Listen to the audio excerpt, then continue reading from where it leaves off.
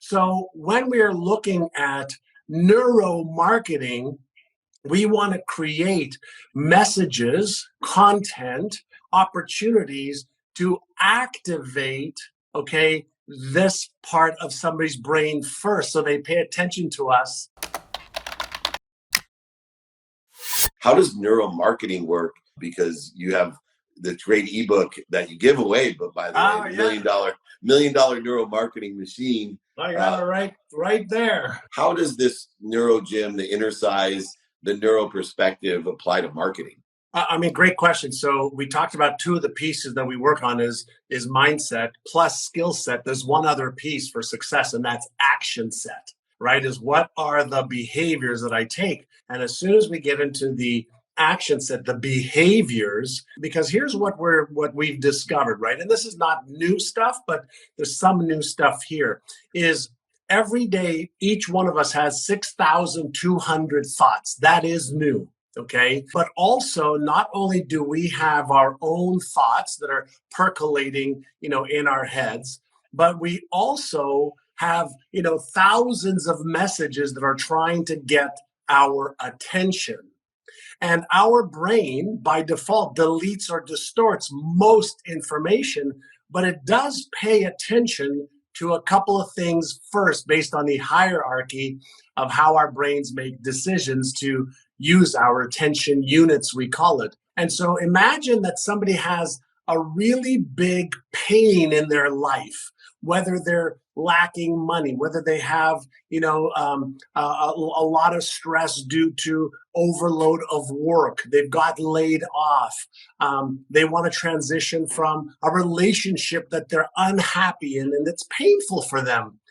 If we create messages that activate this pain circuit in the brain, people pay attention. Why? Because we're looking for neural resonance, we call it, around somebody's biggest pains, fears, frustrations, irritations, and then what they want, need, or aspire to. So if you have a business, one of the first questions you should ask yourself is this: do I know, as a business owner, do I know my ideal client and what are her or his biggest pains or fears or frustrations or irritations? What are the biggest wants, needs, aspirations? Now, let me ask you all a question. Is it true that we all buy things to create a feeling or to move away from a feeling that we don't want? Right? We're emotional creatures.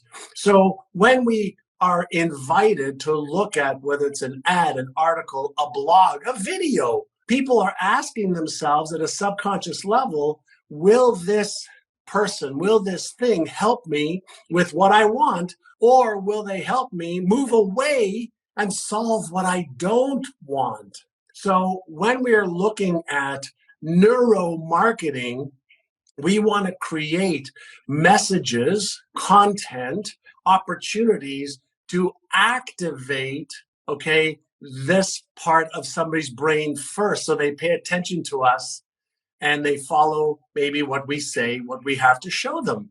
And that way we can start to build trust and rapport, because when we feel like we're in resonance with somebody, then we pay attention. Then we want to follow them. Then we want to see if they can maybe help, okay, us with a program, a product, a service, or something like that. So neuromarketing really helps people understand, how do I connect at a deeper level with people, at the mindset, yes, at the heart set, but also at the gut set, because of the brain-gut axis. Our gut knows, okay, more about what's happening than we actually think. And our gut will actually send a message to our brain, right? So that's some of the neuromarketing that we teach small business owners and coaches and consultants and things like that. Hey, this is John, and if you liked that video, watch the next video, because it is packed with things that you can do right now to achieve success way faster than ever before.